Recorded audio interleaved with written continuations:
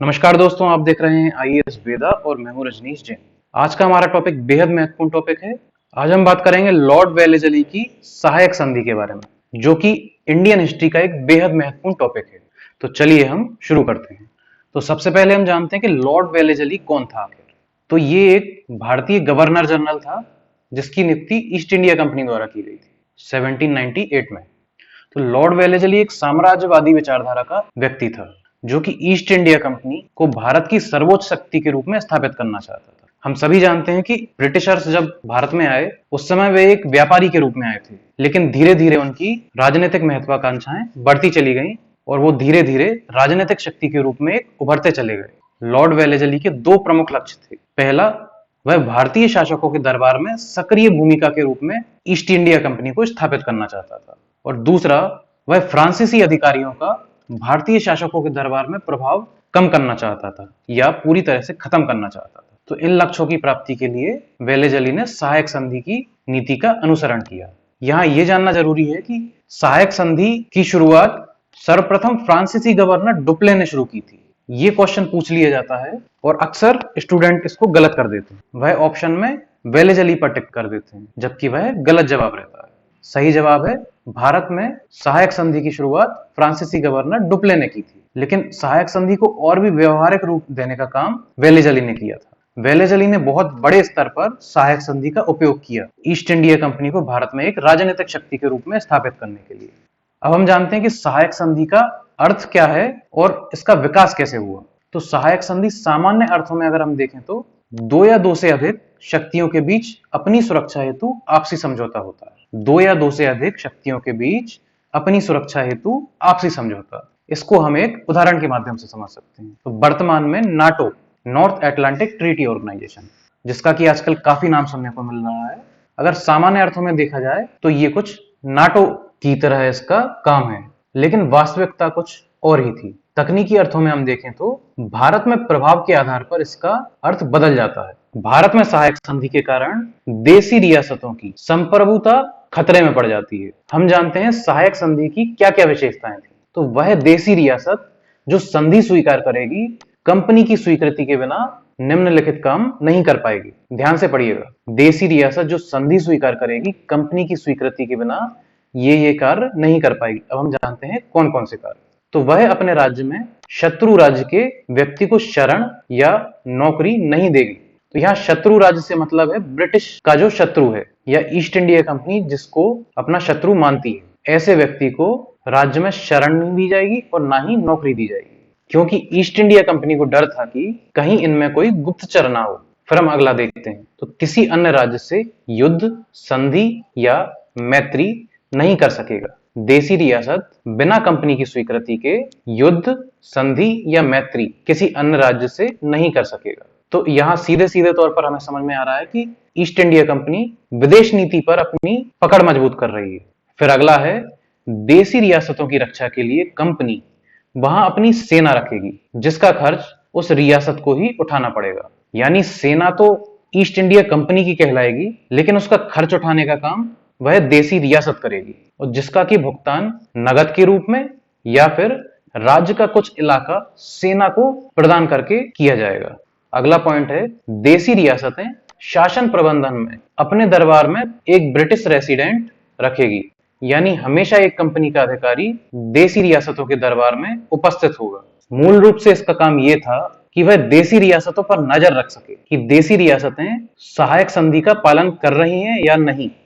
फिर अगला है, भारतीय नरेशों के आंतरिक शासन में कोई हस्तक्षेप नहीं किया जाएगा, ऐसा ईस्ट इंडिया कंपनी ने दावा किया, जो कि एक बहुत बड़ा झूठ था, क्योंकि आगे चल के जो कि ये ब्रिटिश रेसिडेंट था, वो ही धीरे धीरे शासन प्रबंधन में भी हस्तक्षेप करने लगा और शासन के सारे प्रमुख कार्य अपने हिसाब से करने लगा। अगला पॉइंट है, कंपनी राज्यों की आंतरिक एवं बाह्य आक्रमणों से सुरक्षा करेगी। ये भी एक कंपनी का झूठा दावा था। हम आगे समझने की कोशिश करते हैं कैसे। ये सहायक संधि स्वीकार करने वाले राज्यों की एक लिस्ट है। इसमें हैदराबाद, मैसूर, तंजौर, अवध, पेशवा, बरार के भोंसले, सिंधिया, जोधपुर, जयपुर, मच्छेरी, बूंदी तथा भरतपुर इन सभी राज्यों ने सहायक संधि स्वीकार की। ये सारे ही नाम अच्छे से देख लीजिए। अब हम जानते हैं कि सहायक संधि से कंपनी को कौन कौन से लाभ हुए। ये बेहद बेहद महत्वपूर्ण है। तो कंपनी के लिए सहायक संधि एक वरदान की तरह सिद्ध हुई। एक तो देसी रियासतों से फ्रांसीसी प्रभाव पूर्णतः समाप्त हो गया। ईस्ट इंडिया कंपनी के गले की फांस थे फ्रांसीसी, और इस सहायक संधि से फ्रांसीसियों को वहां नियुक्ति का अवसर प्राप्त नहीं हुआ, क्योंकि सहायक संधि के अनुसार किसी भी शत्रु राज्य के किसी व्यक्ति की नियुक्ति वे अपने देसी रियासतों में नहीं कर सकते थे। तो ऐसे यहां पर फ्रांसीसियों का प्रभाव कम कर दिया। अगला पॉइंट है, कंपनी का प्रभुत्व भारत में स्थापित हो गया तथा कंपनी की प्रतिष्ठा एवं शक्ति में वृद्धि हुई। देखिए, स्वाभाविक तौर पर अब कंपनी का एकाधिकार हो गया, यानी मोनोपोली हो गई। फ्रांसीसियों को इसने अपने रास्ते से हटा दिया, और जितनी भी देसी रियासतें आसपास की थीं, उनसे भी युद्ध, संधि या मैत्री वह ब्रिटिश कंपनी की इजाजत के बिना नहीं कर सकते थे। इस प्रकार देसी रियासतों को भी ईस्ट इंडिया कंपनी ने आपस में अलग अलग कर दिया। वे संघ नहीं बना सकते थे। एक सबसे बड़ा फायदा जो ईस्ट इंडिया कंपनी को सहायक संधि से मिला, वो ये था कि भारतीय राज्यों के खर्चे पर ईस्ट इंडिया कंपनी की एक विशाल सेना का निर्माण होता चला गया। यानी खर्चा तो भारतीय राज्य कर रहे थे, लेकिन सेनाओं का निर्माण हो रहा था ईस्ट इंडिया कंपनी की। यानी एक प्रकार से ईस्ट इंडिया कंपनी को मजबूत करने का काम ये भारतीय राज्य कर रहे थे। अगला पॉइंट है, अंग्रेजों के विरुद्ध भारतीय राज्य कोई संघ नहीं बना सकते थे, क्योंकि विदेश नीति अब ईस्ट इंडिया कंपनी के हाथों में आ चुकी थी। कंपनी का सामरिक महत्व के स्थानों पर नियंत्रण स्थापित हो गया। जब देसी रियासतें नगद में सेना का खर्च उठाने में असमर्थ हो जाती थी, तो वो राज्य के एक हिस्से को सेना को प्रदान करती चली जाती थी, और धीरे धीरे राज्य की जमीन कम होती जाती थी और वो ईस्ट इंडिया कंपनी के नियंत्रण में आती जाती थी। फिर अगला पॉइंट है कि कंपनी भारतीय राज्यों के आपसी विवादों में मध्यस्थ बन गई थी, क्योंकि युद्ध, संधि और मैत्री अब ईस्ट इंडिया कंपनी के नियंत्रण में आ चुकी थी। इसलिए बिना ईस्ट इंडिया कंपनी के परमिशन के देसी रियासतें किसी भी राज्य से अपने विवादों का निपटारा नहीं कर सकते थे। एक महत्वपूर्ण लाभ ईस्ट इंडिया कंपनी को यह हुआ कि अब उसकी साम्राज्यवादी सीमाएं काफी बढ़ चुकी थी, क्योंकि सहायक संधि स्वीकार करने वाली देसी रियासतें अब इनडायरेक्टली ईस्ट इंडिया कंपनी के नियंत्रण में ही काम कर रही थी। इसका अगला फायदा कंपनी को यह मिला कि कंपनी के विरुद्ध बढ़ती शत्रुता की भावना को नियंत्रित करने में इससे अभूतपूर्व सफलता मिली। अब हम जानते हैं सहायक संधि का देसी रियासतों पर क्या प्रभाव पड़ा। तो जैसा कि सर टॉमस मुनरो कहते हैं कि देसी रियासतों ने अपनी स्वतंत्रता, राष्ट्रीय चरित्र अथवा वह सब जो देश को प्रतिष्ठित बनाते हैं, उन्हें बेचकर सुरक्षा मोल ले ली। ये अपने आप में बेहद कठोर शब्द हैं और बेहद अपमानजनक भी। निशस्त्रीकरण एवं विदेश नीति पर कंपनी की सर्वोच्चता स्वीकार कर देसी रियासत के शासक नाम मात्र के शासक बनकर रह गए एवं उनकी सार्वभौमिक शक्ति समाप्त हो गई। तो ऐसा राजा किस काम का जिसके पास उसकी खुद की सेना ही ना हो और जिसका अपनी विदेश नीति पर ही नियंत्रण ना हो। ऐसी रियासत की तो शक्ति समाप्त होना स्वाभाविक है। ना तो अब देसी रियासतों के पास खुद की सेना थी और ना ही विदेश नीति पर नियंत्रण, क्योंकि दोनों को ही अब ईस्ट इंडिया कंपनी कंट्रोल करते थे। तो अब ये देसी रियासतें नाम मात्र के शासक बन के रह गए। अगला पॉइंट है, सहायक संधि स्वीकार करने वाले राज्य शीघ्र ही दिवालिया हो गए। अंग्रेजों की धन की मांग निरंतर बढ़ती चली गई, जिसे देने में राज्य सक्षम नहीं थे। फलतः रियासतों पर अत्यधिक कर्ज का बोझ बढ़ता चला गया। दरअसल देसी रियासतों को अपनी कुल आय का एक बहुत बड़ा हिस्सा सेना पर खर्च करना पड़ रहा था। एक ऐसी सेना जो कि इन देसी रियासतों की थी ही नहीं, लेकिन उन पर होने वाला खर्चा लगातार बढ़ता जा रहा था। और जब ये देसी रियासतें नगद में इन सेनाओं का पेमेंट नहीं कर पाते थे, तो ये अपने प्रदेश की जमीन को वेतन के रूप में सेना को प्रदान कर देते थे। इस प्रकार धीरे धीरे देसी रियासतों की भूमि कम होती चली गई और उस पर ईस्ट इंडिया कंपनी का कब्जा होता चला गया।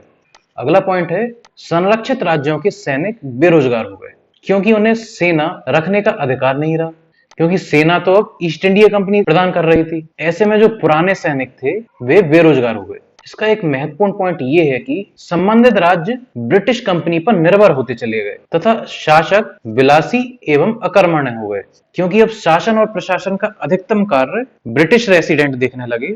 इसीलिए अब राजा के मन से जनता के प्रति जवाबदेही की भावना कम होती चली गई। इसका एक बेहद महत्वपूर्ण पॉइंट यह है कि देसी राज्यों की अर्थव्यवस्था कमजोर होने से हस्तशिल्प उद्योग, यानी जो हमारा हैंडीक्राफ्ट उद्योग है, वो पतन की ओर अग्रसर होता चला गया, क्योंकि यह भारतीय शासक हस्तशिल्प वस्तुओं के संरक्षक एवं खरीदार थे, किंतु वो ब्रिटिश प्रभाव में आने के कारण वे संरक्षण देने में अक्षम हो गए और ब्रिटिशर्स भी यूरोप में बने माल को ज्यादा प्रोत्साहित करते थे, जबकि भारतीय हस्तशिल्प को वे हतोत्साहित करने का काम करते थे। इससे भारतीय हस्तशिल्प बुरी तरीके से चरमरा गया। इस संधि के माध्यम से भारतीय नरेशों की बुद्धिमत्ता, उनका साहस और सैन्य संगठन आदि कमजोर होते चले गए, जिसका परिणाम ये हुआ कि भारतीय राज्य निरंतर पतन की ओर अग्रसर होते चले गए और भारत पर अंग्रेजों की पकड़ मजबूत होती चली गई। यहाँ एक नोट है कि इंदौर के होलकरों ने सहायक संधि स्वीकार नहीं की थी। इस पर अलग अलग इतिहासकारों के अलग अलग मत हैं। अगर आपके पास इस बारे में कंफर्म जानकारी हो तो कमेंट बॉक्स में जाकर जरूर बताएं।